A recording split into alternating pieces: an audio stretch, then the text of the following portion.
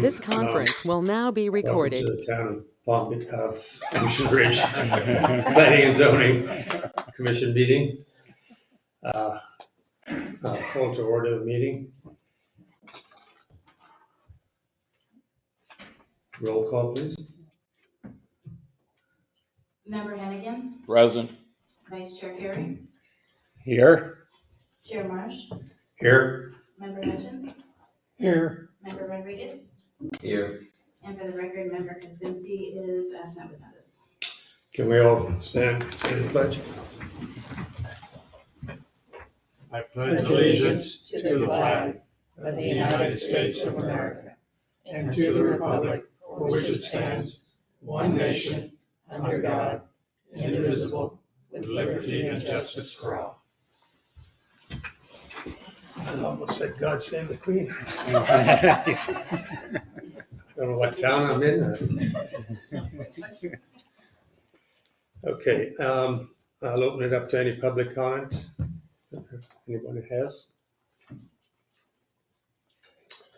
Seeing none, I'll ask to review and approve the minutes of the last meeting for those who were here.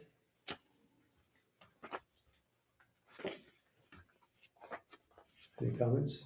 None. Want to make an approval? Motion to approve. Second. All in favor? Aye. Aye.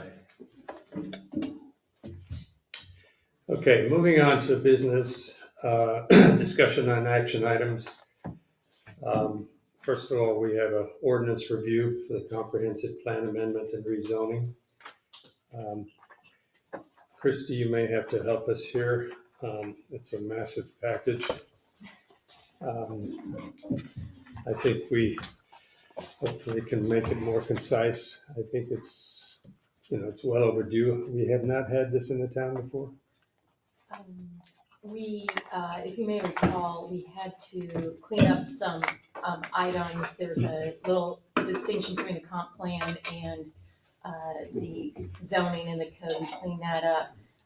What we are doing is, as you may know, the town purchased property that is,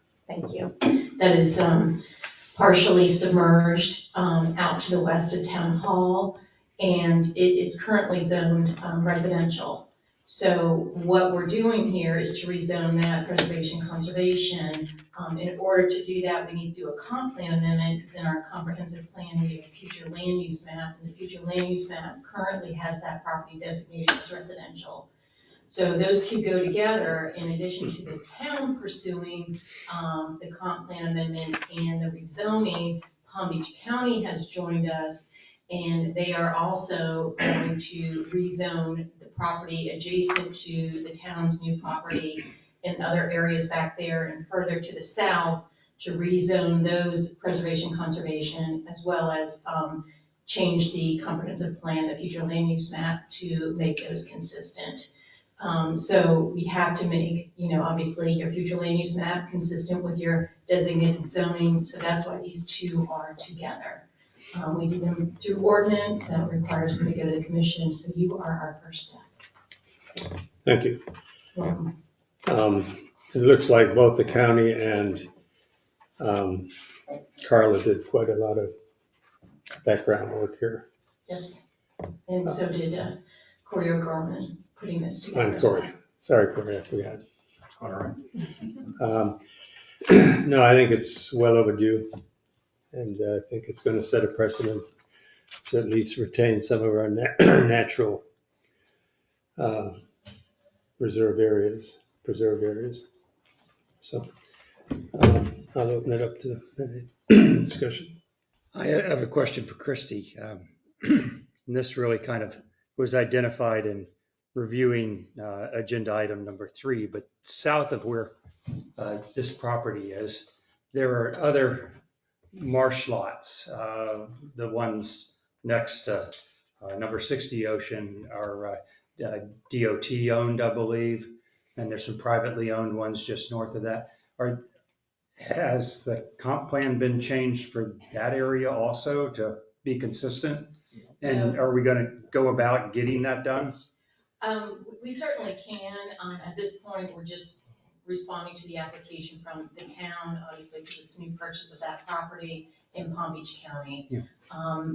Typically, we prefer not to make a future land use map amendment or rezoning without the property owner's interest. So it certainly is something that we would explore with those property owners to do so. And is there a schedule where we come back and we review the comp plan periodically? And would that be the time? Because I think if it makes sense here, it should be making sense for the other submerged lots in town.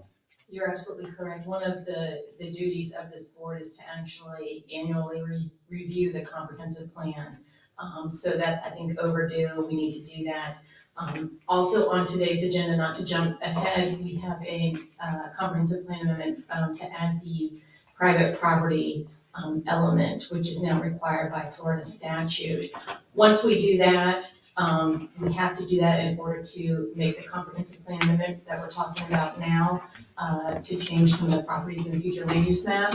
Once we do that, our comprehensive plan will essentially be up to date.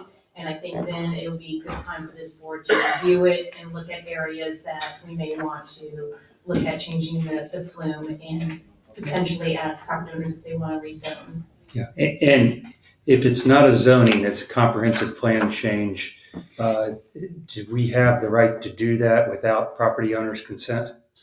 You do. You know, the way it works is your comprehensive plan is essentially your charter or your Bible for land use, and all land use flows down from that. So if this board desires to strategically look at those areas you mentioned and change those to preservation and conservation, you certainly have the power to do that. The problem is if those properties are still zoned as residential, they're inconsistent. So ideally, you try to pursue them both at the same time, a comprehensive plan change and a rezoning. But you don't necessarily have to, but keep in mind that when you change your future land use map and your underlying zoning is inconsistent, you need to have it rezoned before anything can be done. Now with preservation and conservation, a little bit different because the idea is not to really do anything to those properties, but you can certainly rezone properties without the property owner's application. Usually you try to work together to make sure those steps are done so that you don't result in downzoning someone's property, resulting in some type of litigation. Right, yeah, and I'm talking specifically comprehensive plan. It would be the first step, but Correct. especially the DOT property, Yes. but it would be nice to incorporate some of those others at the end of Coconut. Even if the zoning doesn't match, it's an indication of what this town's intent is for that area. Absolutely, and we can, reach out to FDOT and see if they have an interest to move those to, a consistent zone if the future land use map is also changed. Okay, thank you. You're welcome. Okay, any more discussion from the commission? I've got one question for Christie. We still have two parcels that are being litigated, is that correct? There's litigation ongoing. The town currently is involved in pending litigation. Claims have been made against the town, but we're not currently involved in pending litigation, but there is pending litigation around the town's property. Yes, sir. Okay. Is there any public discussion on this item? Need to swear people in. Please come up, state your name. Good morning, all. Need to swear. You swear 'em in. Chairman Marsh, this is just advisory, Okay, so it's not quasi judicial. This is where you just review the ordinances and make a recommendation to the commission. okay. We can't hear this gentleman. What's that? We can't hear this gentleman. Yeah, oh yeah, absolutely. Good morning, all. My name is Michael Nolan. I'm an attorney. I represent Waterfront ICW. That is one of the private property owners within Spanish Creek. Good morning. Good morning. Some of you I know, some of you I don't. Nice to meet you. Those but I don't. Wanted to put on the record and let you all know that Waterfront ICW does object to this change. Waterfront ICW has been attempting and does plan to develop its property that it owns in the area. Waterfront ICW is, I believe, the party that the town attorney was just referencing that does own and does have some litigation in the area, and wanted to put our objection on the record. We find that the public notice from today is insufficient in that it does not outline the area specifically that the town and the county attempt to change the characterization of. There's parcel control numbers, but it's not clear as to what the area is. The property that Waterfront ICW owns and is in Spanish Creek is an artificially created waterway such that it is private property. The 4th District Court of Appeal has confirmed that in other litigation that we've had. Another issue that we've identified is there's discussion of changing the zoning from RSF zoning, but part of the area is RMM zoned, so there's a deficiency in the notice to that effect. Waterfront ICW has property rights throughout this area that would be affected by this and desires to be heard further on this, and I'm just trying to throw this out there for you to understand, and that Waterfront ICW has raised claims in the past and will raise them again on takings, while this board does have the right to make changes to the characterization of the area. Waterfront ICW would have rights and does believe that to the extent the zoning is changed to eliminate its development rights, it would have a claim for at least $30 million against the town, and it would have to pursue. So we'd like to work together with the town to identify and resolve all these issues. So if anyone has any questions for me, I'm happy to answer them. Otherwise, thank you for hearing me. That's fine, thanks. Thank you. Okay. No further discussion? I actually have a question. Christie, are all these parcels submerged underwater currently? I don't know if they're 100% submerged. I think there's a good percentage of them that are submerged. And the ones, I mean, if they're not completely submerged, they're partially marshland? That's my understanding. Okay. I think it's a great asset to have the town, so. I'll make a motion to approve this agenda item. Second. All in favor? Aye. Aye. Aye. Motion passes. Thank you. And thanks staff for a tremendous amount of work here. Okay, moving on to item 3, which is a quasi-judicial hearing. The development of plan review for 60 Ocean Avenue.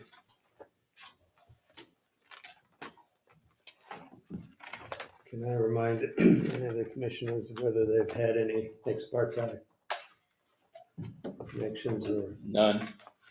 None. None. None. None.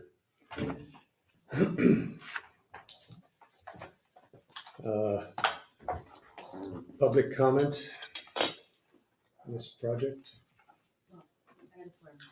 Oh, so, sorry, you always beat me.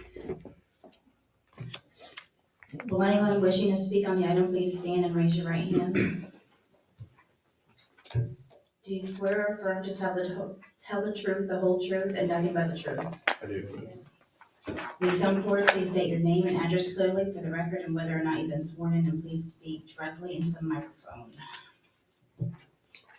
Again, any public comment on this property or application? Hearing none. The applicant would like to come up or staff, let's go through staff, I guess. Corey, could you? Yes, sir. Good morning, Chair, Commissioners. Corey Gorman, Town Planner. This is development plan review for 60 Ocean Avenue. It's a the development of a two-story single-family home with 4 bedrooms, 4 baths. As staff has reviewed the development plan review application, is recommending approval with conditions that are indicated in the backup to the staff report. And we're happy to answer any questions with recommending approval subject to Planning and Zoning Commission's review in accordance with Section 6356 for development plan review. Thank you. Building? Morning, Chairman Harsh, rest of the board, everyone present. Durrani Guy, building official, Ocean Ridge. There was at least 2 revisions to this application, and currently the building official has no objections to the approval as submitted. Once building permits are submitted, further review will be done for consistency. Thank you. I have one question. You referred to bedroom means a sleeping room of 100 square feet or any room conceivably used for sleeping purposes. I thought a bedroom was a self-contained room with one closet. Is there something I'm missing?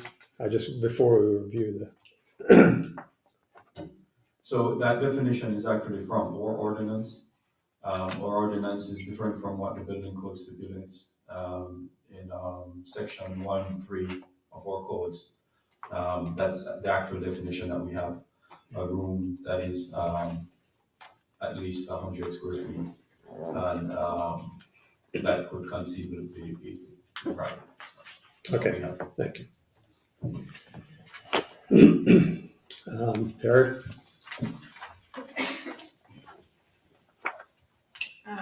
Tara Bamber, as Unity Group, town engineer. We reviewed the plans. They meet the town's drainage code, and there may be other comments at building permit.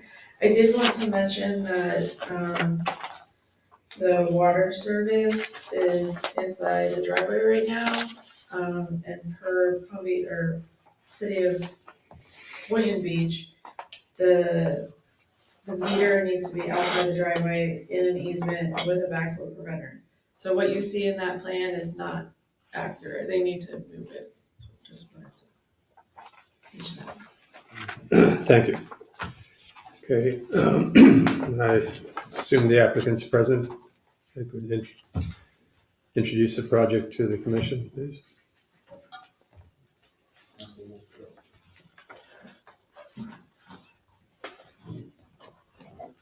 Morning, everybody. My name is Ron Ellish. I'm the general contractor for the client. We're very excited about the project. It's the first house you'll see actually as you come over the bridge, so we obviously want to make sure that it's really going to be a first-class resident. He's going to be a great resident for the town. So having said that, I want to introduce Stu Brenner, who's the architect of the house, Stephanie Portis, who's the landscape designer. And I think it's best for them to take you through what the design is, and then we can answer any questions.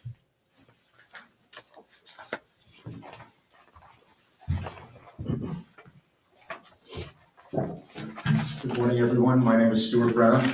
I'm the architect for the home we built at 60 Ocean Ave. Happy to be here again. And a few homes over the years here at Ocean Ridge, and I believe that this home will be a nice addition to the neighborhood. It's a proposed 2-story home, transitional style architecture with a low pitch roof with elements that I think will enhance the Ocean Ridge character. The scale of the home is positioned 41 feet back from the front property line, which is well beyond the 25-foot minimum requirement. This will allow for additional transition space from Ocean Ave, which will also add a nice additional area for parking and landscaping, while also placing the mass of the home back further from the street. Height and scale of our home is built and I think will be compatible with the area. The roof design has multiple articulation in height, and the enhanced facade I think will also work well with the community. The building design has elements that are compatible and harmonious to the area, with flat cement tile, casement windows, stone accent walls, and smooth stucco.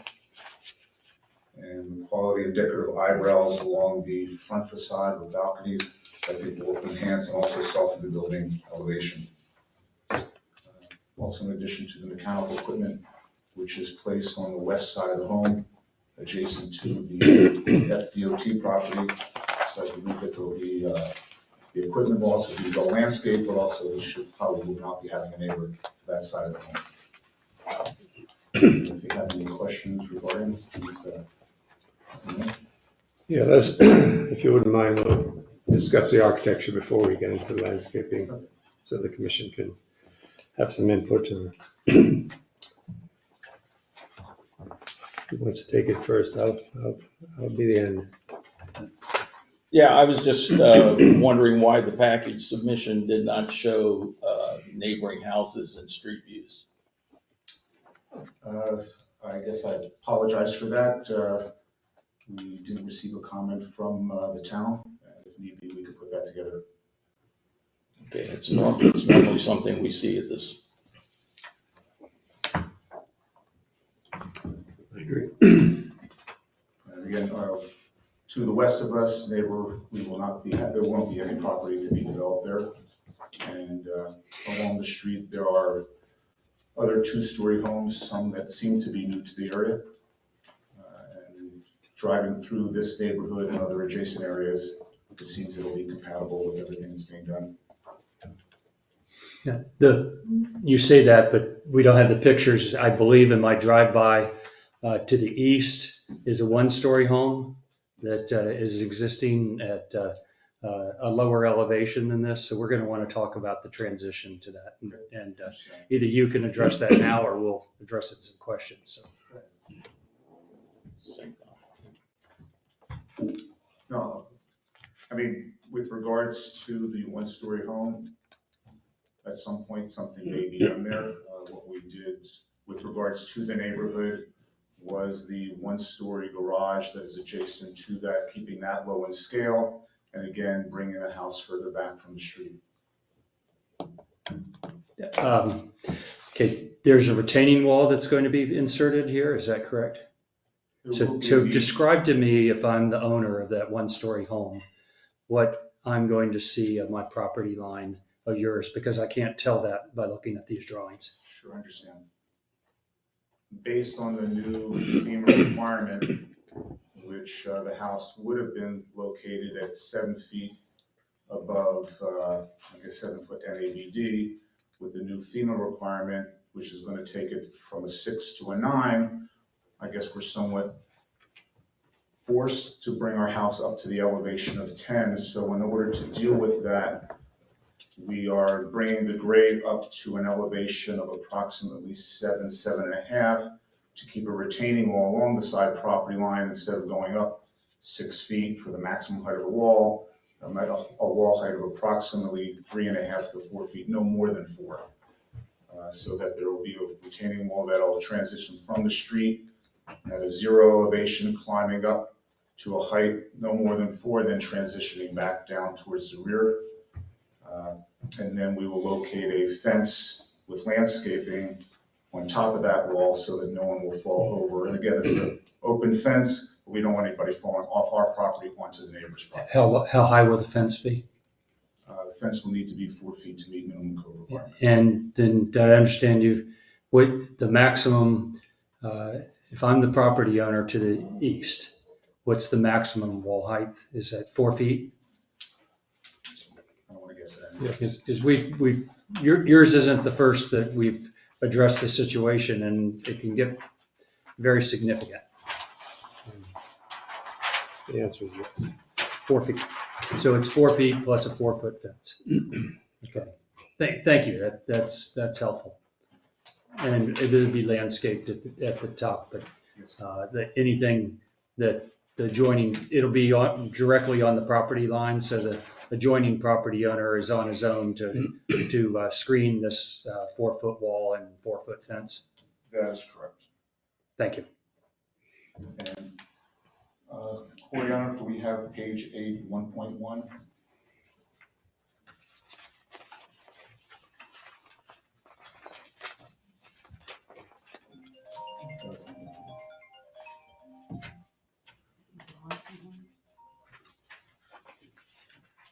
familiar through the architecture now. If this helps with this, if you can see at the top of the page, it shows the wall height with the fence on top, the top wall and the wall at the bottom. And basically, to my right, you can see the fence where maybe the retaining wall is 6 inches high. And again, we're trying to minimize the height of the wall. So as you go back, you'll see how the wall steps up from maybe 6 inches to 12 to possibly 18. At the center portion, in this location here, the grade is at 4.5 existing, and the grade on our property is again about 3.5 feet above that. Thank you. And you've done a better job addressing that transition than we've seen on others, so. Again, we weren't looking to just maximize the wall from front to back. We wanted to keep it as minimal as possible. Thank you. And you said that the fence will be open as opposed to, You said the fence was open instead of further blocking the view? I mean, there will be some landscaping on our side to it, but it's not, we're not bringing another solid wall element on top of that. Thank you.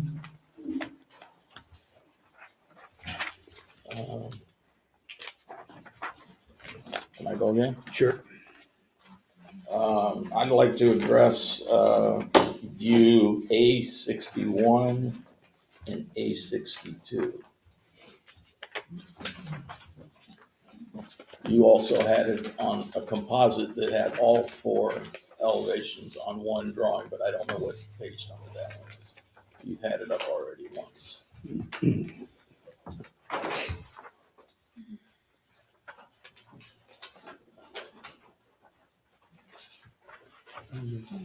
Look at these, okay. Yeah, you already had them out. This is the colored elevation that grew towards the end of the presentation. Yes.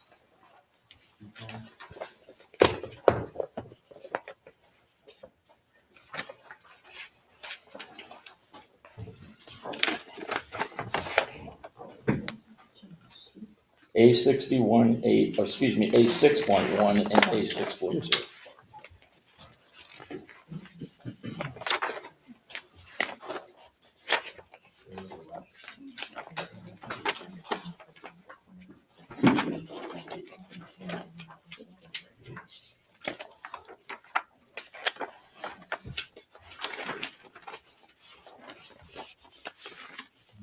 This reference, is it a rendering? What's the ren- The renderings, you had them, all. Yeah, there he goes, he's got it there. There he goes.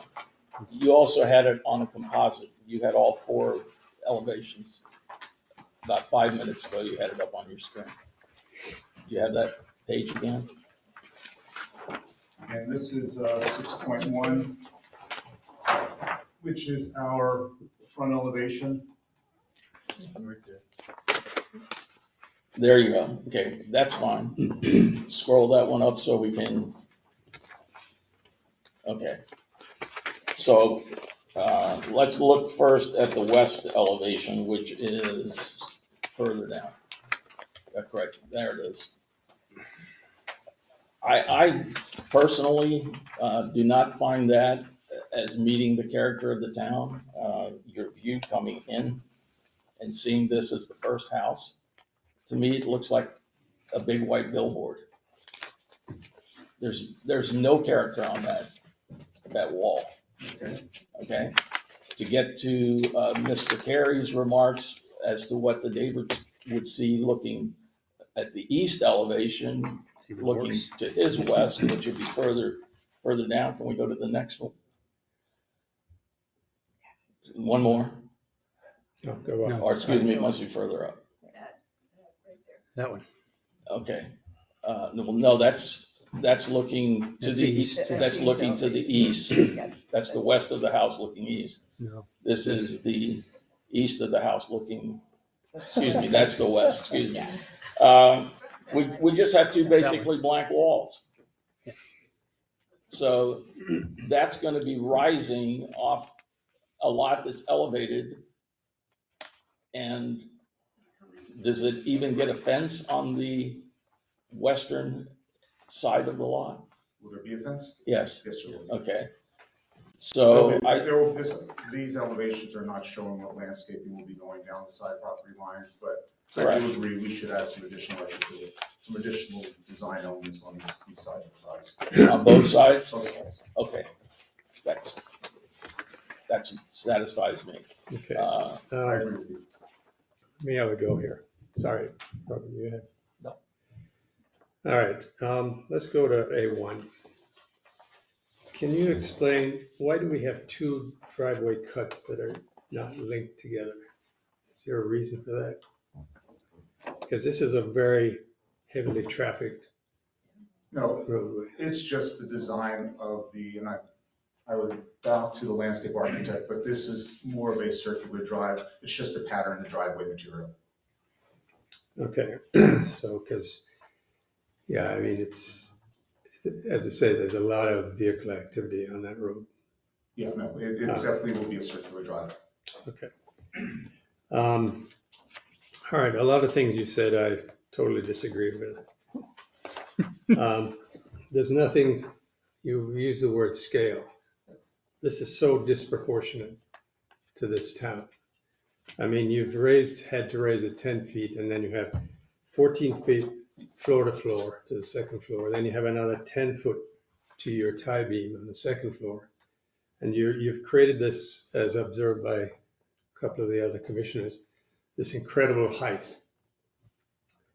And then you put a 4 and 12 roof, which is a pitched roof, which is a minimum. And to the point of the side yards, this is a zero lot line kind of development. In other words, you just ignore the neighbors to either side.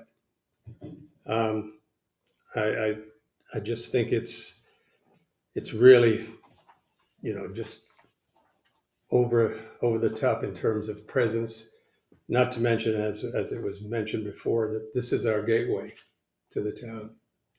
And we have this, as it's termed, billboard, but this vast, expansive wall. I mean, you just said you were going to address it, but when you're designing, do you not think that there are neighbors and other people that are going to be affected by this bland, 30-foot high wall? Again, that's something, I guess, an oversight. I think those two side walls definitely need to be addressed with regards to the height of the home. I think we were encouraged by the town to place the house at an elevation of 10. With regards to even taking that into account, the height limit of the home is beneath the required height limit for the town. Well, that doesn't mean it's proper, okay, or good. I mean, yeah, as mentioned again, the single-family house, if you do a streetscape here, will look like a little blimp compared to this, for lack of a word. You've used every inch and gone vertically as much as you can. The style, the front elevation appears to be the juxtaposition of all the elements is fine. But you can see the forced elevation in the garage, above the garage. Can you go to that elevation, the front elevation, please? It's A41.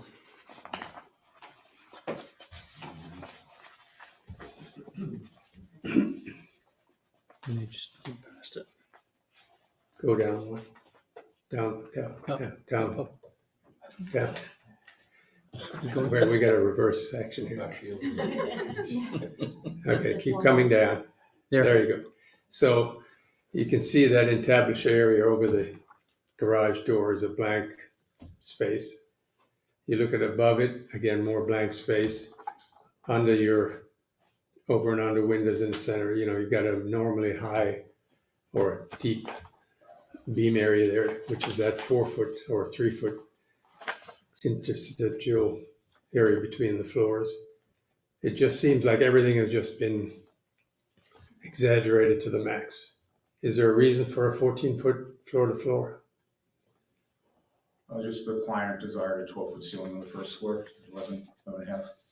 Well, maybe I can ask Ron. Hey, Ron, I haven't seen you for 35 years. Here.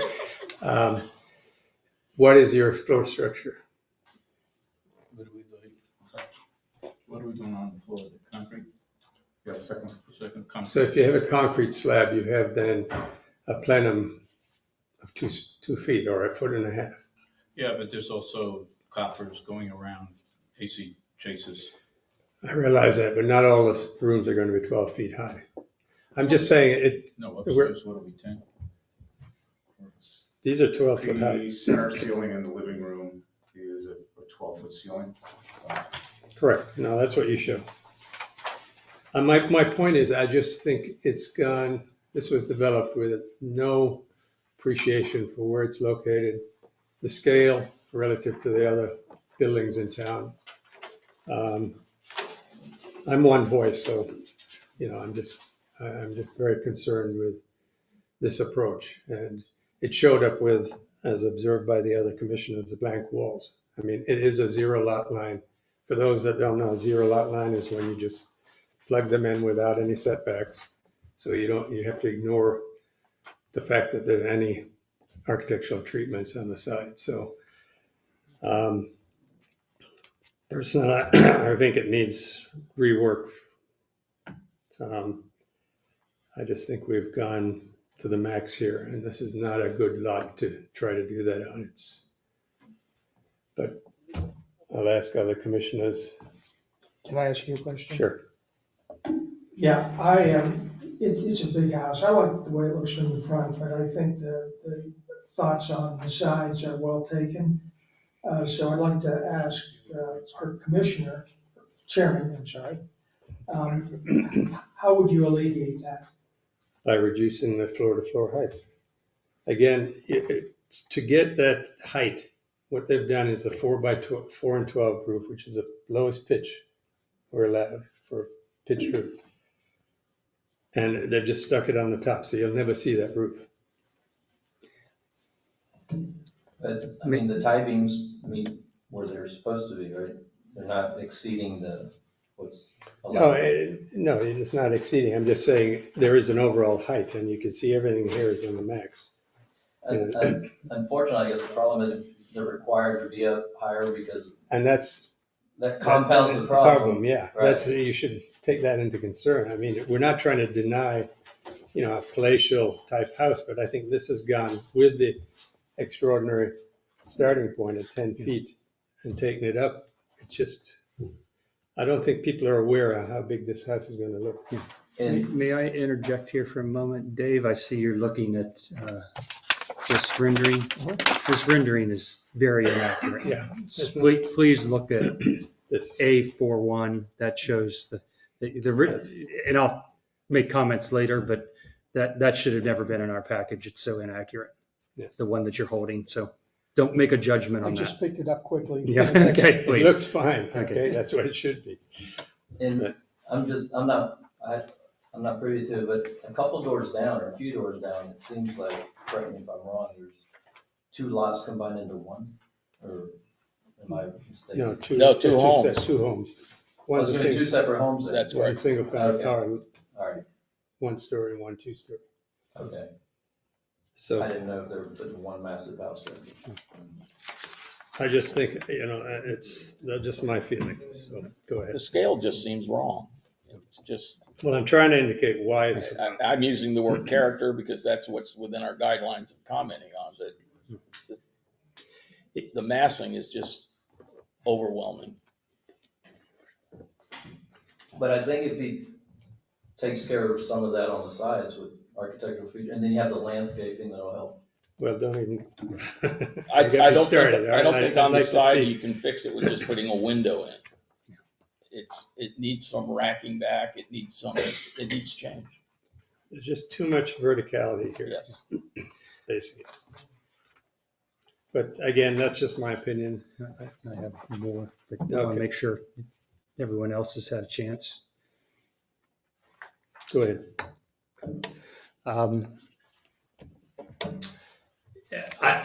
This comments as much to staff as it is to the applicant, but the color elevation that was in here should have not been allowed in the package. And it does not match the actual A41 elevation, which has 6 steps going up the front. The color elevation makes it all look like it's kind of on a nice grade just up from the street, and it's not that. It's just, it's so. It's gonna be radical. It's, which gets to the next step. So there's on the A1 elevation, the south elevation, the verticality of it is really bothersome to me. And this is something I don't know if we as a commission or a staff can address, but this is the first home that's had this significantly depressed garage area that is a half a flight of stairs up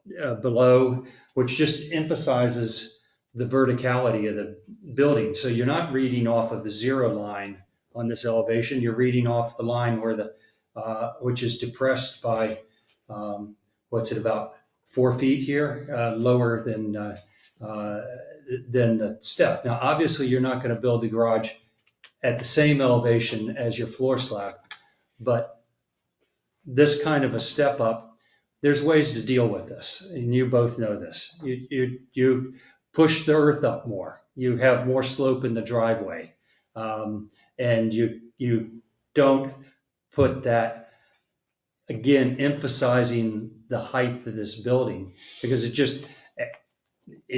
the real height of it is higher than what's shown on the margin over here, because if you come to the garage slab and measure from there to the roof peak, it's significantly higher, and it's exceeding the intent that we have for the height in this town. We're struggling with this new FEMA requirements, but we have to come up with ways that we make our community look good, and that we don't have houses that tower over their neighbors' houses. And you can say the house to the east will probably get knocked down at some point, but that's not within your or my power. What we need to do is a responsible commission is look out for that neighbor, look out for the way that it impacts and what the elevations facing that are. And that gets to the east elevation with one window basically in a flat-faced wall with no articulation. That doesn't meet the intent of this commission and what side elevations are to be. So those are my comments. The verticality on the front, the misleading color rendering, and the east elevation, which is wholly unacceptable. Thank you. Thank you. Any other comments from the commission? No. Okay. Is there any public comment? Just one quick question, because prior to starting the home, came to the town and met with staff. And I guess the first question is, where do we need to put finished work? Because dealing with FEMA, like we've been talking about. And there was the encouragement to put it at 10. And we looked at how steep can the driveway get to minimize what we're dealing with the height of our facade. And we'll take another look at that, but I believe I placed the driveway in conversations with the civil engineer as steep as it could go. And then it's just trying to deal with getting from that garage floor up into the house. That gets back to the basic premise here, is that you're forcing as much on the lot, working with setting the house back further from the street. There's ways to, I think we may have to live with a little steepness in some driveways with these new elevations too. It certainly is a more attractive approach than the stark verticality that's created by putting the elevation of the garage low. So that's one commissioner's opinion. And you did state that you had 41 feet of frontage to work with. So yes. Most, normally 25 feet is the setback requirement. So you already exceeded that to allow for that more gradual progression. Yeah, again, we'll take a look at the picture of the driveway to see if there's a way to as we were coming up off the street, the portion of the circular drive that's parallel to the home as you make the turn, they're trying to keep that somewhat flat for a car, but you may have to take a look at having a pitch to that to, again, raise the garage floor to minimize some of the height that you're seeing. And then we'll take a look at the floor-to-floor height from first floor to second floor to see what can be done with regards to the mass. Okay, let's see if there's any public comment.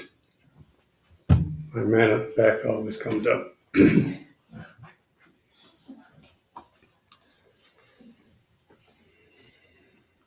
Oh boy, Christy's gonna be mad at me. Martin Wiescher, 5 Angle Drive. This is, just as the architect stated, this is a lot, that is the key lot into our town. One of basically 4 that we have. You have a unique opportunity with this lot. You have a property that is basically undevelopable to the west. If you put up the architectural rendering of this, as an architect, you get, Mark, you know that, as an architect, you're an artist. You come up with new designs, you come up with great ideas. In your career, you get a couple of chances where you get an exceptional piece of property that you're marked to develop. This is one of them. This is the entry property into Ocean Ridge, an oceanfront community that exists only with single family and multifamily properties. We don't have commercial. We're very unique when it comes to anything oceanfront in the state of Florida, probably in the United States. When you get an opportunity to create this, you should really invest some time in trying to make something unique happen. And then you look at this property and to this rendering, and no offense there, I guess it might sound offending. This is a GL home community property, a community built that I would expect somewhere out west in a 0 lot line community. The side walls, I think my wife used to live in one of those developments. I think she had more architectural features on the side than this. Why would you not incorporate the west side, which will never be developed? Why would the owner of the property not want to have that opportunity of actually taking this piece of property, taking the view and taking the things that this property basically offers itself up to, and come up with, what is that, 3, I think it's 3 windows that are the size of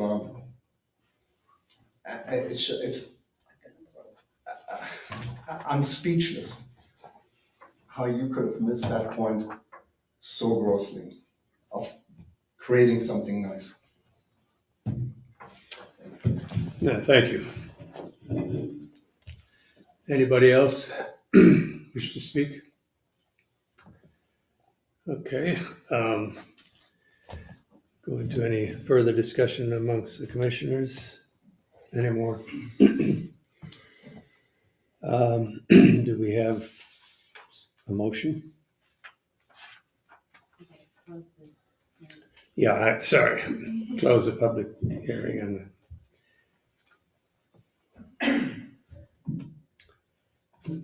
Actually, before we do a motion or consider a motion, we've talked about, and I think their architects in agreement of changing the look of the west elevation. I mean, do we need to wait and see what he presents for changes on the west elevation? well, I think, I don't want to put this in anybody's mind, but a deferral, and the 2 options we have are approval, 3, approval, denial, or deferral. So I'll leave it up to you. I mean, to me personally, I don't have as big of an issue with the scale of it all. I mean, but I do agree that it's a large wall, you know, and as Martin mentioned, coming into the town, but I'm curious to see how that could be improved with architecturally, without necessarily changing the scale of the home. Yeah, we're not here to redesign, it's up to the applicant to. Right. So Yeah. I think we've had enough feedback to hopefully, give them some direction. So, I'd like to second the thought here that we should encourage the owner and the contractor, architect to answer our questions. On the west side, it is not a good look. The elevation is something that we can't really change because it's FEMA. So can we, and the garage, if we're gonna look at elevating it, we've got a pretty decent setback. Could we defer it pending looking at those items again? Because I don't want to discourage people. that's their decision, okay? We can just make a recommendation. Okay. We don't have to deny, Right. we can defer. They've heard the comments. They're the ones responsible to resubmit based on what comments they've heard. So we have two deferrals going on here. Somebody want to make a motion? I'll make a motion that we direct the applicant and a deferral on this and encourage them to address the items that we've discussed, and we'd like to see them back. We think this is an important location, and we're want to encourage them to do things. Obviously, we address the 2%. You've done things that are 95% correct. We'd like to get the other 5% to get you over the goal line here. And hopefully that works with your timeline, and we'd love to see you back next month. So saying that, I'd make a motion to defer. Second. All in favor? Chairman Marsh, if I may, just real quick, they do have their landscape architect here. Is there a desire to review? I don't think it's going to be appropriate at this stage. Okay. So, unless the applicant wishes to present. I just didn't know if there'd be any questions or concerns about the proposed landscape that you wanted to address now, just to have them go back and look at before they resubmit. I don't think there was anything major in the landscaping that I saw. I don't know for the rest of and again, we have to look at both together. I think it's unfair to just look at it independently. Okay, all in favor? Aye. Aye. No. Okay, that passes. Okay, thank you.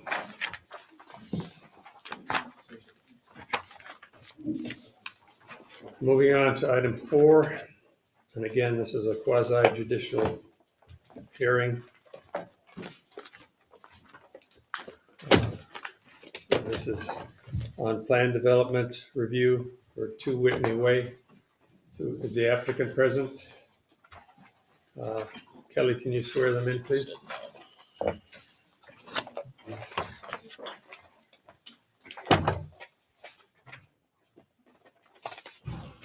Will anyone wishing to speak on the item, please stand and raise your right hand.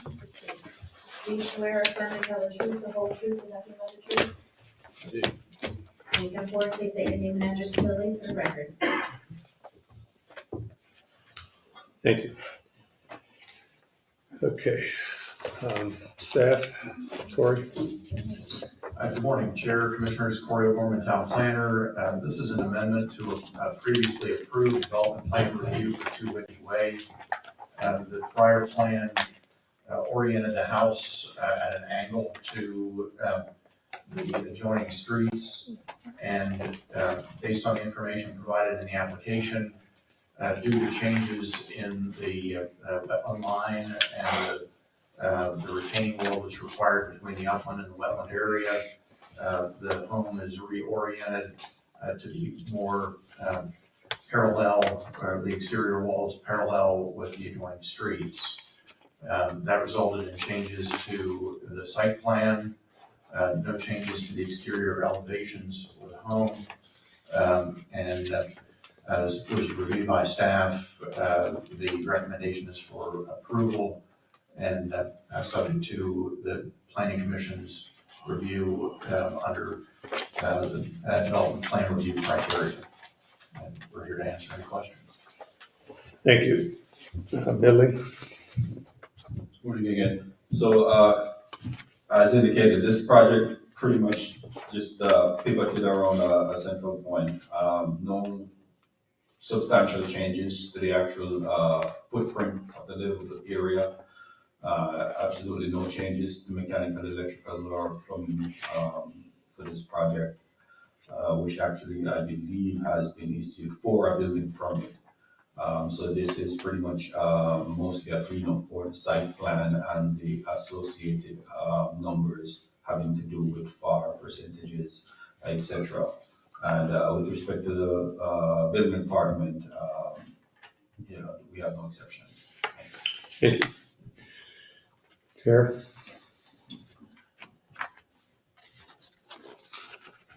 Tara Bamber, Ingenuity Group, town engineer.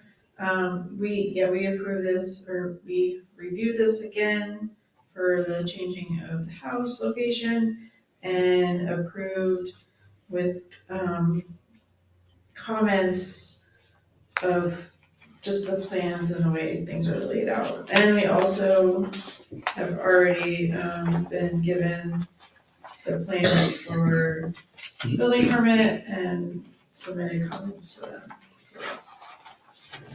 Thank you. Okay, any public comment? Please come up, state your name.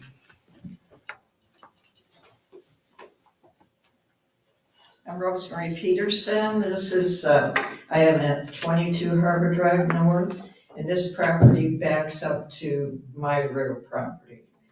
And I would recommend you do another survey, because what you see visually and what shows here is not the same. I walk out my backyard and I'm looking up at what they've done with the site already.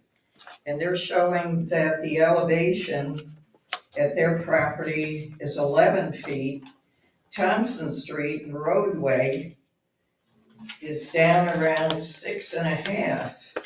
My property supposedly is 8 feet. I mean, I'm gonna get water rushing down from that mountain, and it looks even higher than these elevations are showing. Okay, I'm gonna have to defer to staff here, because are we looking, is it just rough graded now? Also, it's not, to me, it looks like the wall, the retention wall around the property is open towards Thompson Street. And that's my backyard. So I would encourage that they have to complete that retaining wall. Yeah, I think, Tara, I might have to ask you to come up, because this came up, I think, when this first came through about concerns of And every folks. time that I look for these site plans, it always says no stormwater impacts adjacent properties. Well, There's no way an 11-foot property is not gonna send water down to a. Well, excuse me, ma'am, they are required to retain the first 2 inches of rain on their property. Right. So. But with an open wall there. Well, they have on-site drainage structures, and I think there was, sorry? You don't see them right now, because that's like Right. after the building. Yeah, there was concern, if I could go back to my statement, when this came up with other owners, or one in particular, that like yourself backed up to this area, about the continuous drainage. Am I having a flashback, or am I? Oh, we talked about it. Right. So I think the town's aware of the concern. As I said, it's in its just site preparation stage now. So, That's it. They want to complain before it gets any farther along. Well- And then it's too late. So I think now they should complete a wall that would keep their water on their property. Right now, it's gonna run down into Thompson Street and into the, Well, your Mango point's area. well taken. They're gonna have to make provision during construction to prevent that, what you just described. But I think at the end of the day, the intent is here to, retain the required amount of drainage on their site. But I think if you have concerns in the short term during construction, you might want to talk to our building official and let them. we've been there 22 years and we never had a problem until they completed paving Thompson Street and we're already getting water. And that's before they even started putting this mountain behind us. That mountain hopefully will be temporary. I mean, it's going to be elevated, but I think it'll be graded off to a lower elevation. No, the way it looks, they're just gonna have towards our backyard. They're gonna keep that height. They're going to be high, no doubt about it. But again, I don't think it's nearing its final development. So, Well, why wouldn't you require that they complete that retaining wall? And well, I think protect that, the I trust? agree. I think I agree personally that during construction, they need to make provision to, lessen the offsite flow Yeah, onto. right now, their water's gonna come off their property to Thompson Street. Durrani, can you help us here as to what can be done as an interim? Yeah, thank you, Mr. Chair. Your concerns are valid, and if you haven't been on construction sites for very long, there are times when it will seem scary. The applicant is here, I believe, and he's probably gonna say the opposite of what you're saying. He probably thinks that we're too aggressive with the requirements for drainage for him. The engineers here, and she'll actually speak, I believe, but there's significant drainage infrastructure that has been put on the property. The area that you're looking at will only become a driveway. Beyond that, everything else, the water goes in the opposite direction away from you. And that driveway will actually have a retention drain, which carries any water that falls on that driveway, underground and away from you. And then the road itself that separates that building and you has a significant swale area that will take away any other water that might come across. So bear with us, please. As a building official, I've never approved any building in the town that actually spills over water outside of the property lines, and this property will be no different. So we just stay in touch with us, and we will ensure that, we make sure that it's built according to plans and to the significant drainage requirements that we've imposed on this property. Well, since they're turning their house the other way, I don't see any problem with them completing the retaining wall on the side. And that would give us a little more protection. So there is a portion of a retaining wall, approximately 10 feet, that faces your side, and then the opposite, where that big circle is, he's actually gonna have a retention area that pulls water away as well. So there's no water leaving his side coming towards you, even though it seems higher than yours. It looks like this wall's gonna stop. It does, it shuts about 10 feet and then it stops. But there's no slope that goes straight across from you. The water will not leave that site based on everything that we've been looking at. I think you should require another survey because I think their elevations are not what they're stated here. Again, at this point, it's difficult to really see what the real elevations are. But based on what we've permitted and what we've allowed, the site will not spill water outside of its property lines. Well, I keep citing my concerns, so if it happens, I have. No, that's fair. I think we've heard you and we appreciate your concern. I think the town is on notice now to, address any of those potential issues. So, but Okay. just give us time, I guess. Thank you. Okay. Anyone on the commission have any concerns about this modification? Yeah, I've got a question here, maybe we need to wait for the builder to show up, but I'm looking at page A1, and south of the turnaround, we see something that looks like an L, which I believe is a retention pond, to help facilitate drainage. The Swale, yeah.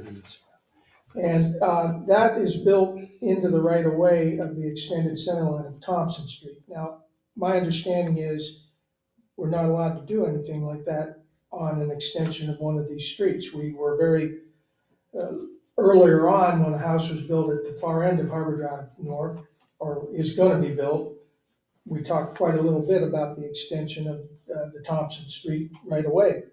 So we need to be consistent.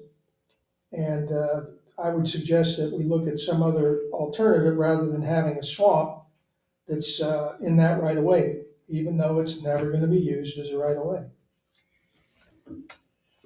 All right, let me, I'm remiss, is the applicant here?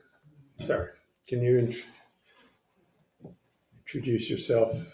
Morning, Franklin Hoyt, the owner of the property. Can you help us with some of the concerns here?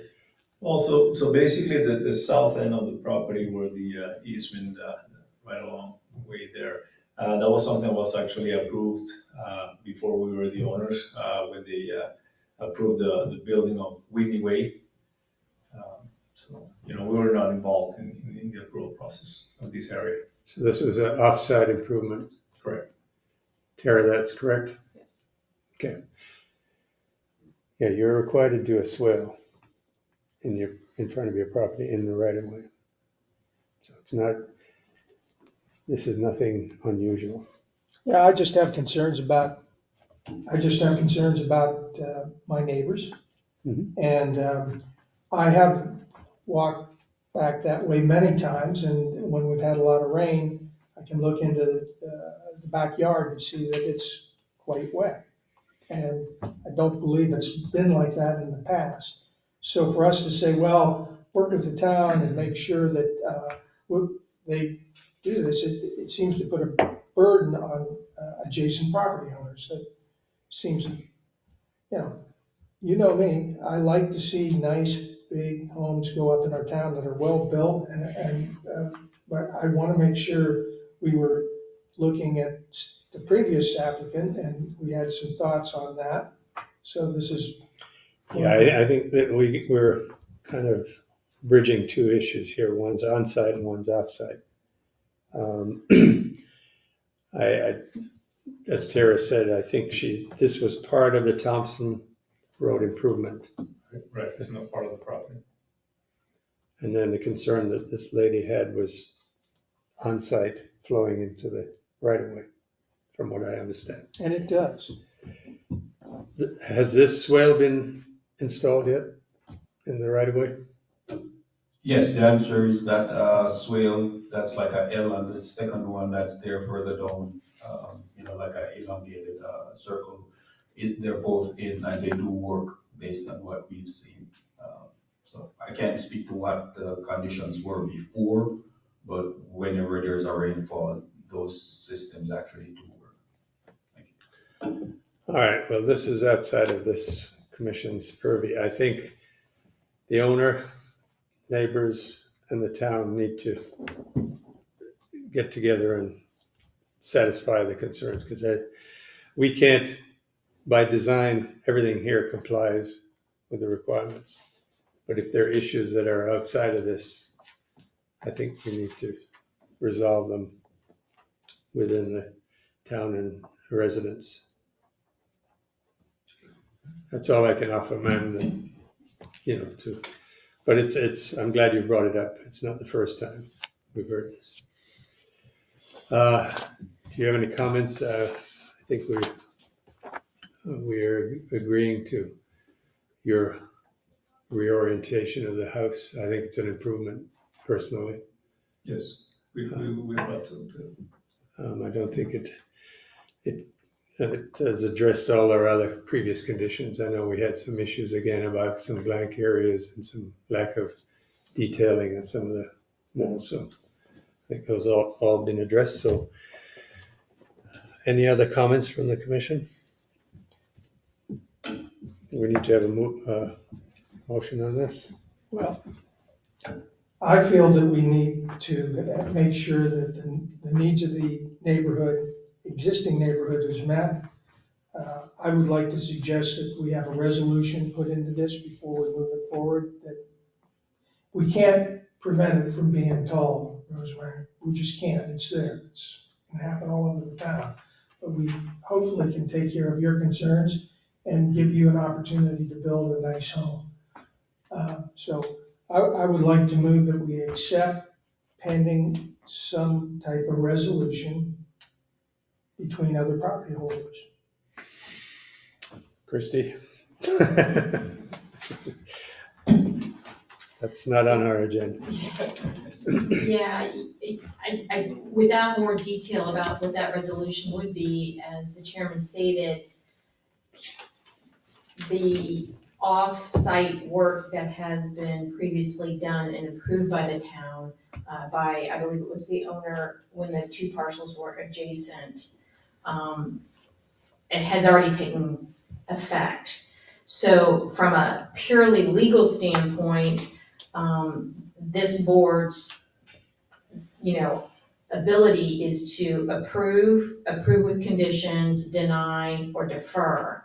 As to an off-site improvement that's already been approved by the town, I don't know that you can mandate a resolution with neighbors to address something the town's already approved. It would seem that you could add a condition if you wanted to the approval requiring some kind of changes if you're concerned about drainage flowing off-site. But from everything that's been presented so far, it doesn't sound like once this is actually constructed that is a concern. So my concern from a legal standpoint is the motion with a resolution of nearby property owners is really outside the purview of the board.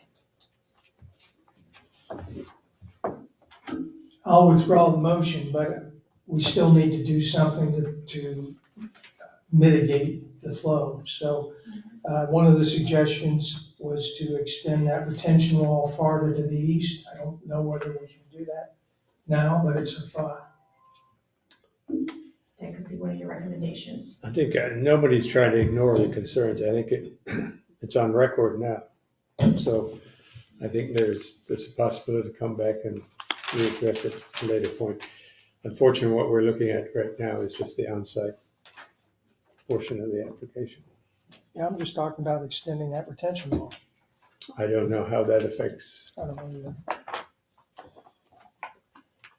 either. We don't have your engineer here, do we? No.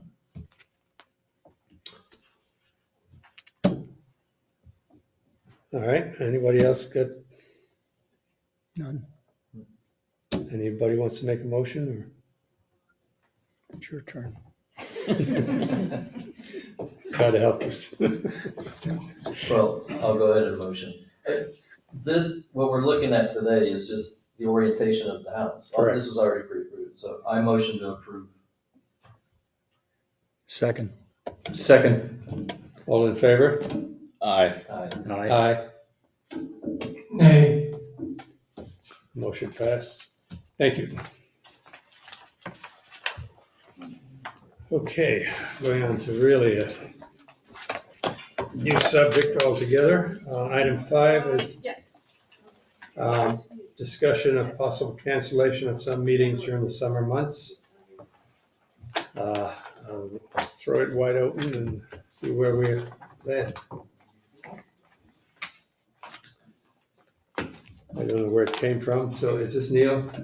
It came from this end. I would just like to see you pick it. I'd like to see 1 month during the summer that we take off. And I think if it's built in, it's something that prospective builders, homeowners can work into their timeline. I think it's become sort of haphazard that we're looking for quorums. I like to see that we don't have a minimum, that we have a full board, that we have extra people. And I think it would lead to better planning of our lives if we knew July or August, we did not have a meeting. No, I think it's, other municipalities do have a similar situation. But with the onset of Zoom, some of those communities have withdrawn their historical August absent meeting. So, I mean, I'm not trying to belabor it. It's No. just a simple statement. No. Looking for. I agree with your thoughts. This summer, for example, July got canceled because there wasn't anything on the agenda. August was a very light agenda, and I don't think there was anything that happened in August that couldn't have waited till September. I don't think it's going to cause any hardships to take a month off. It just becomes a question of to decide whether that's August or July or what makes the most sense. No, I agree. I think personally, I think August would be the better of the two. Yeah. I don't know how other commissioners feel. I don't want to put a hardship on staff. Any comments from staff regarding this? Chairman Marsh, there are some in our code we'd have to look at. There are some timeliness requirements, and there's also a Florida statute now that has some timeliness requirements. Would there be a potential of allowing for a special set if staff were to run up against those timeframes Yes, and really need to get it before? That's fine. Yes. Yeah, that's good. Another question for Christie is that we can't participate by Zoom. Is that correct under statute? Okay. You absolutely can. The statute that came into play regarding Zoom meetings during COVID dealt with approving resolutions and ordinances. I'll have to double check the code, but I don't believe there's anything that prevents this board from doing a quasi judicial hearing. Normally, we do like to ask the applicant if they have any objection to a member appearing via Zoom. Most of the time, if they know that they can get it heard quicker if they do it via Zoom, they typically agree. Yeah. Thank you. Yeah, they use quite a lot. Can you vote? Can they vote? Yes. Yeah, what we would require is that there be a quorum physically present. So ideally, your entire board is not appearing via Zoom. That's something that the Florida Attorney General has recommended, that a quorum be physically present. And we like to take that conservative approach in that regard. So we could have, like last month where we had 3 here, I could have participated Via Zoom Well, or audio, correct? Thank you. It's good to know. And still voted. Correct. Yeah. Other towns do it regularly. I can attest to that. Can we see, the history will, we used to meet twice a year. Okay. But with the development world, obviously that's changed. But I think I would suggest we try that Zoom or approach if it is, because it is successful in other towns. And if it's a light, projected down, meeting agenda, then we may voluntarily cancel that meeting. I mean, if there's nobody here, just for example, or there's no applications, God forbid, then I don't think any of us want to be sitting here twiddling our thumbs. I think the difference is the ability to, if you still have to hold an August date open on your calendar, whether it's by Zoom or not, or plan around that, or try to plan to be in town, versus knowing I can go anywhere, do anywhere, any time zone in August without interrupting this. That routine business. Yeah. And as Christie suggests, if there's something we can create a meeting, it's a little harder to add a meeting than to subtract one, though. Okay. Well, let's just see how it goes. I think everybody's in favor tentatively of having August as a break. Lots of nodding. Good. Okay. We don't need a vote on that. I don't think, do we? No, Okay. consensus is to, right Okay, now, March, let's- August is off, that's what we'll do. Fine. Last item on the agenda is discussion. Excuse me. Oh, sorry. Would that be something that's gonna be published then through town newsletter, or it needs, that, we need to make that public, that's our intent? I would think that would be a good idea, so that folks that start developing Planning around their it. plans, they can plan around that. Yeah, that's a good point. Thank you. Okay, item 6, discussion regarding data calculations. That was I quick. honestly didn't know what this was. I- I knew that there was an open item from several months ago, May, June timeframe, and I addressed that in a response to Tracy, the former town manager, way back in June. And I created a document, a spreadsheet, and asked her to go through the process of making it available, if she agreed with it, to both town staff and to members of this board. My understanding is that never happened. So what I would like to do, I don't think this is something that needs to be digested on the spot. This concerns the flat roof coverage and also the coverage that we're seeing increased on porches and other structures. So I'd like to pass this out and to both the staff and to commission members, and I'll sort of use it as a talking point, and then if we could go over it perhaps at another meeting. Let's see. Yeah, I think this is something we have to, another one for staff. There's enough that we don't need to be all sharing. Come on. Kelly get one? One for I Kelly. gave down to Kelly already. Okay. Kelly, can that be projected?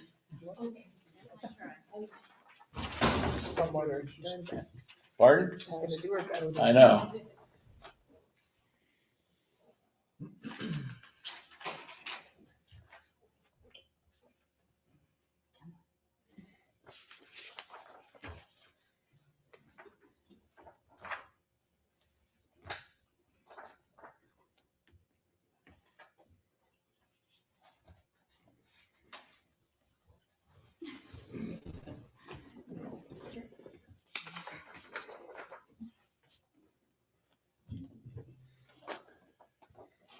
Neil, how long is this gonna take, if you don't mind me asking? Less than 10 minutes. Okay. 10 o'clock.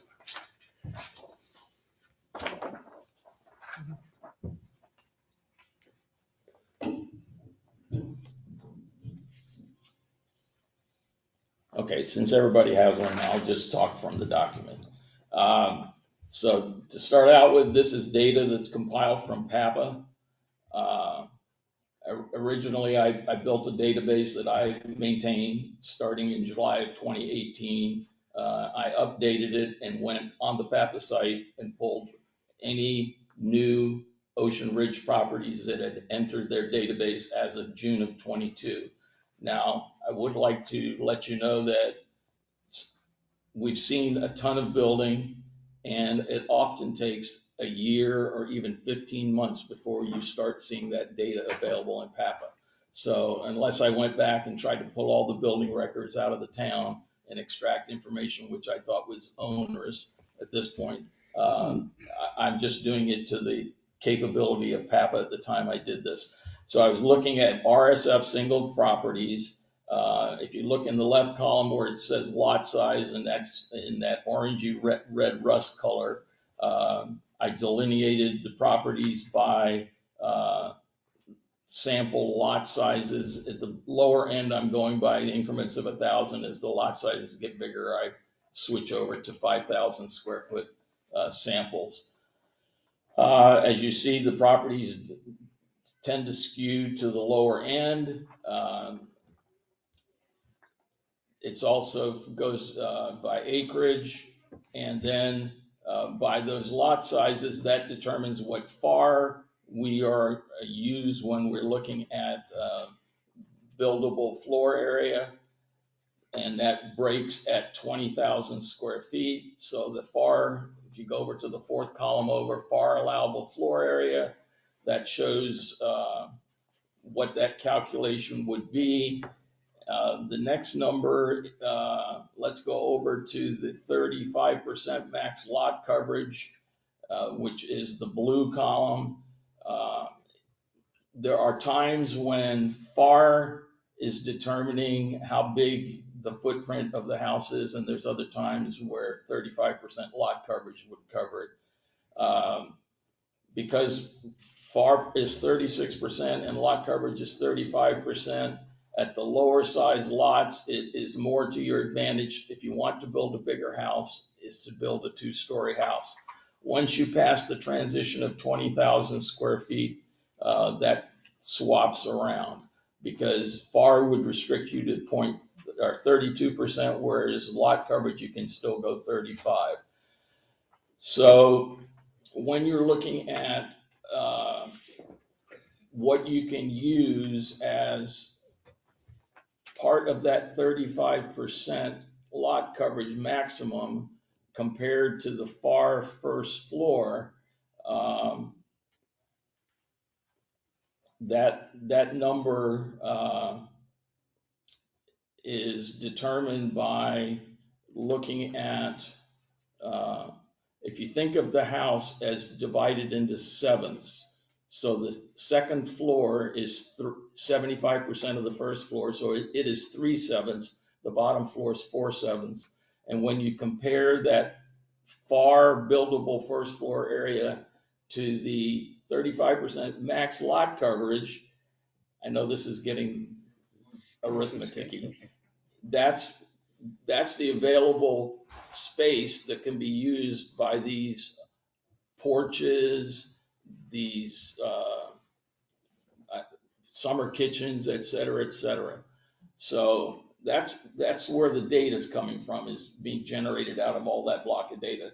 So now I would direct your attention over to the far right down at the bottom, and the town historic data from everything that I have in PAPA is that we have our houses, the average total square footage is 4,478, of which 3,810 falls under a FAR calculation. So right now, our homes are in some distribution of summer kitchens, the extra sun porches, the covered porches. We're adding an additional 668 square feet. That's down here in this block right here. The FAR that's typically been used averages 27.1% over all of our homes. And the total square footage, if you compare FAR to total, is we're building at 117% of FAR at the present time. So let's go into the red block, which is on the far right. And we were talking before about, we passed the concept that we would put everything under FAR. Okay, well, that clearly is not the history of the town. The town has exceeded the FAR by over 600 square feet, and I think we are seeing a bigger increase in that on the newer houses, as many of them that are over 800, some as high as 1,400. So the concepts that were talked about at the meeting was whether we would do 50-50 FAR sharing, that or A, we could restrict everything to FAR only. B, we could do some percentage of FAR sharing. And I did it for 10 and 15%. If you look at those columns, and I looked at a 14,000 foot lot, which encompassed over 50% of the homes in the town. And I'm suggesting that we do something like do a 10% FAR sharing, that you could have 500 square feet of over and above the FAR in these other structures or porches or whatever. And once that would be 500 square feet. And once you pass that, then you would take a foot out of FAR for every 2 feet that you went over. All right. So that's that concept. Okay, the other concept is the other block, and that's flat roof coverage. This one is a little harder to grasp. I think the thing here is the flat roof right now is the Wild West. And I'll leave it to you to digest what all these numbers mean, but I think we need to go to something like 15% of your first floor area could be covered by a flat roof, but not to exceed 500 feet. So this is my data and my analysis of it. Obviously, your opinion is individually just as important, and the collective, I hope we can come to some. What I would say, I think it's good research here. I know I'm a lousy figures person. You're the metrics guy here. I'm the visual guy. Right. I think maybe you want, and I don't want to volunteer without them, see if Corey and Durrani can see a simpler, using this as a basis, a simpler comparative to just guide us through where we may be going over the edge in terms of, breaking through this average here. I don't know if that's possible, but I mean, this is to give you, this is to give you information to come up with some ideas. Because we have ordinance changes here. Yes.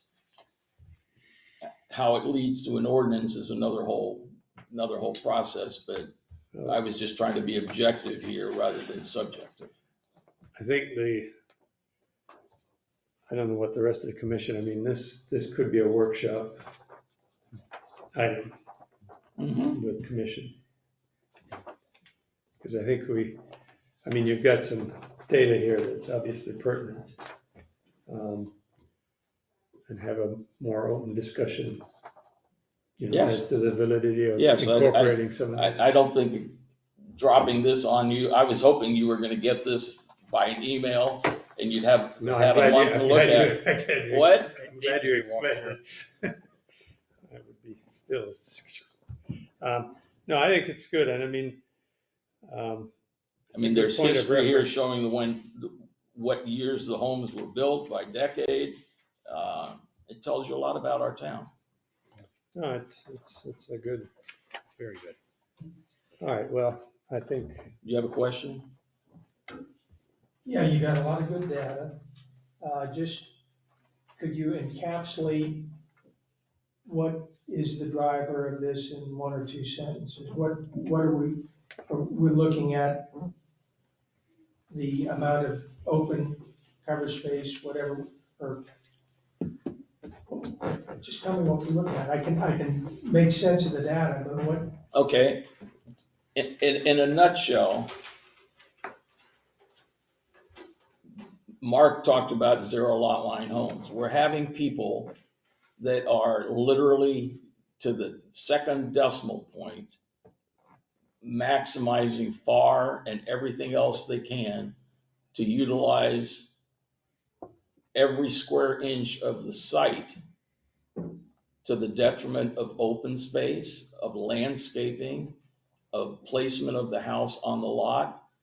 And right now, there's nothing in code that restricts, or I don't even want to use the word constricts, that makes a trade-off that says a little more space at the front of the house with more shade tree, or moving the driveway, or moving the septic system, or whatever, in terms of character of the town, is more important than every square foot that you can build on a lot. And we've tried to do it with FAR, and FAR for many years gave us a certain massing, but I think from this data that you can see is FAR does not capture the types of control that are needed to stop the mega houses. There are plenty of lots that if the lot is big enough, the mega house fits just fine and shouldn't have those restrictions. But when you get down to a 10,000 square foot lot and you're literally trying to decide whether we're going to have any grass at the front or a tree or a septic system, is just because you've got 5 sun porches that face to the west, that anybody that's lived here more than 2 weeks in the summertime knows you aren't going to be using. You think it's nice because you came from Maine, but that part of your house, those glazed windows are all going to be covered, and you won't be going out on that porch in the afternoon. I'm sorry. But when you build it, you've given up something else. So it's. Yeah, no, I think, okay, let's, again, kudos on Soapbox creating. I think we need to schedule a workshop, because we got to get direction from our town commission, as to how we want to, this is something, and a presentation to them jointly with us at a workshop, I think would be Yes. the best, to see how we can institute some of this. Mr. Chairman, Yes. you normally have a meeting in October that's a joint meeting. Would you like me to add this on that agenda? How big is our agenda? So far, nothing. This would be the first item. Let's do it. Perfect. All right, thank you. Okay. Hold on, question. Sorry. Just one thing I wanted to point out. The smallest lot size here is 10,000 square feet. On the south end of town, where I'm at, Fayette and all those other streets, we're a lot smaller than 10,000 square feet. But you're not RSF. Okay, that I'm not sure. Okay. What I was gonna say though, when you start. That's why the restriction is RSF. If you're RMM that you built to RSF standards, don't get confused with what your zoning is. But the FAR still applies. Different FAR too. Different. There's different building and FAR requirements down to even lots that are 6,000 feet or smaller. Okay. But you're not under, this is not what the domain of this discussion is. Okay. All right, well, thank you. While we're on commissioner comments, one thing that's come up, and I actually mentioned it when I presented to the commission last meeting, town commission. Is there anything, and this goes to building and zoning, that directs an owner, if they change more than a certain amount of their house from an aesthetic standpoint or exterior, what's the process for that? Is there a threshold currently? Zoning monitor. Yes, Mr. Commissioner. The town code actually gives the building official the ability to make a determination on what is reasonable to actually to ask him to come to development plan review. We do have a 50% threshold for substantial improvement, that's automatic. But there's also, the discretion. But I'll let you know that whenever I do try to exercise that, there's always been significant pushback. So I'm not certain. Yeah, I've noticed a couple of houses, there's one on A1A, I don't know the address, that obviously renovated the whole front of their house. And it's not very attractive, I don't know how that came through. It's just, it doesn't seem to comply with anything. It's one on those hills, on that ridge on the east side or west side. All right, the other thing too, if what you're doing is actually stucco, if it is a concrete structure at this time. No, I understand that. A permit is not required. No, railings were changed, handrails are changed, colors were On changed. North Ocean? On South Ocean. Or it's right just before, Harbor Drive. It's almost opposite Thompson, one of those houses. All right, it's something that we'll have to. I didn't know, because But there is a threshold if they do have a permit to act. if you do a significant change to a facade, I think it needs to, I know you've called me in to look at certain things, but when it's a whole frontal street facade, I think there's got to be some kind of threshold that's introduced to say, let's just take a look at it. Chairman Marsh, do you want to add that? Do you want to add that to the October agenda? Yeah, I threw it out there. I don't know if the mayor might have heard it, but I think it's something, there's a creep effect going on here. I'm not trying to deny anybody, but if you're going to change a whole facade without coming for any kind of review, I think that's not a good situation. Okay. I've got a couple brief commission comments. One is the item that we discussed about the comprehensive plan. I want to emphasize that I'd like to see that followed through with. Maybe an overall look at the town on these submerged or semi-submerged or marshy land, undeveloped properties, and we can certainly get the town's intent by changing the comprehensive plan. Maybe that still creates zoning issues that we can't control if somebody has property rights, but it's a step in the right direction. Should that be on October also? It can be, certainly. It's one of the obligations of this board to actually review the comprehensive plan and to potentially recommend changes to the town commission. What I would recommend is perhaps if we, once we get through the ones that were recommended for approval this morning, get through those, we can have an updated future land use map that I think this board could sit down and look at from a comprehensive standpoint, and then look at it from that standpoint. I like that approach better than workshopping it without the data in front of us. The second thing is, I know we've discussed on multiple occasions, and of course 60 Ocean came up today, the side elevations, and Chairman Marsh often says that we need to have a 4 elevation approach to things. Have we done anything that gives staff the ability to say this isn't ready to come before planning and zoning? Because clearly we've cost the applicant some time here by putting before us side elevations of this house that weren't acceptable to the intent of this group. So what have we done? What do we need to do?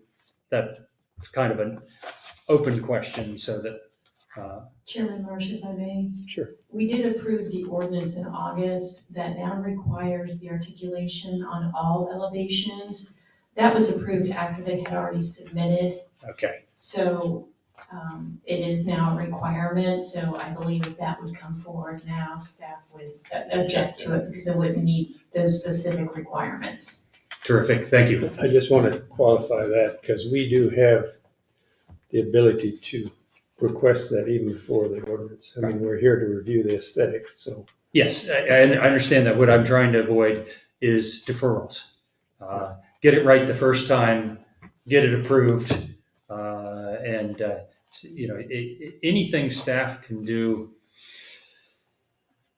even to say, I'm not telling you what to do, but I can tell you what you might expect when you come in before the Planning and Zoning Commission, helps avoid these deferrals, because it's hard to do a 30-day deferral for somebody to go back and make a change and be back here next month. And I'm sensitive, I've done development, I want these projects to be able to move it through this process on a timely fashion. Chair Marsh, for respond. So that is actually common practice, and very certain we did that as well.